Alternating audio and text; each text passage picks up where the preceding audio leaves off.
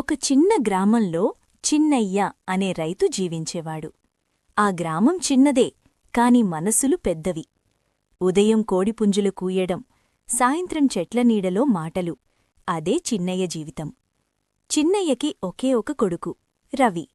రవి మాత్రం చిన్నప్పట్నుంచీ పెద్ద కలలు కనేవాడు.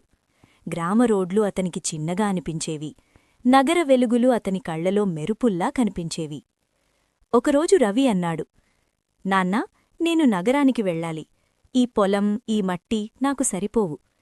చిన్నయ్య కాసేపు మౌనంగా ఉండి తర్వాత నెమ్మదిగా చెప్పాడు, వెళ్ళు రవి, కాని ఎక్కడున్నా మనిషిగా ఉండడం మర్చిపోకు.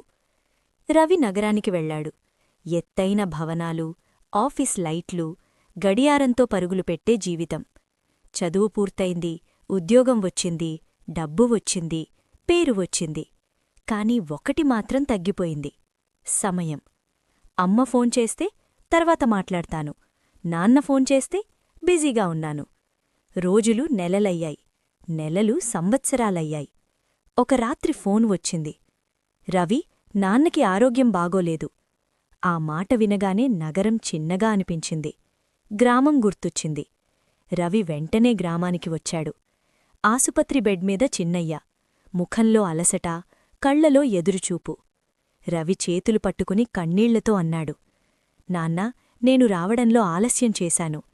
చిన్నయ్య చిరునవ్వుతో చెప్పాడు, నువ్వు ఆలస్యం చేయలేదు రవి, నువ్వు జీవితాన్ని నేర్చుకుంటున్నావు. కొద్ది రోజుల్లో చిన్నయ్య కోలుకున్నాడు. ఆ రోజులు రవిని మార్చేశాయి.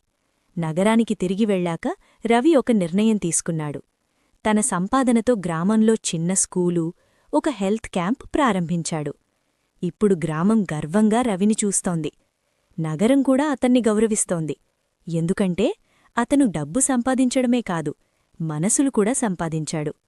సో ఈ స్టోరీ మోరలేంటంటే, నగరం నీకు జీవనమిస్తుంది, గ్రామం నీకు జీవితం నేర్పిస్తుంది. ఎంత ఎత్తుకు ఎదిగినా నీ వేర్లు మర్చిపోకూడదు, తెలుసుకో మిత్రమా.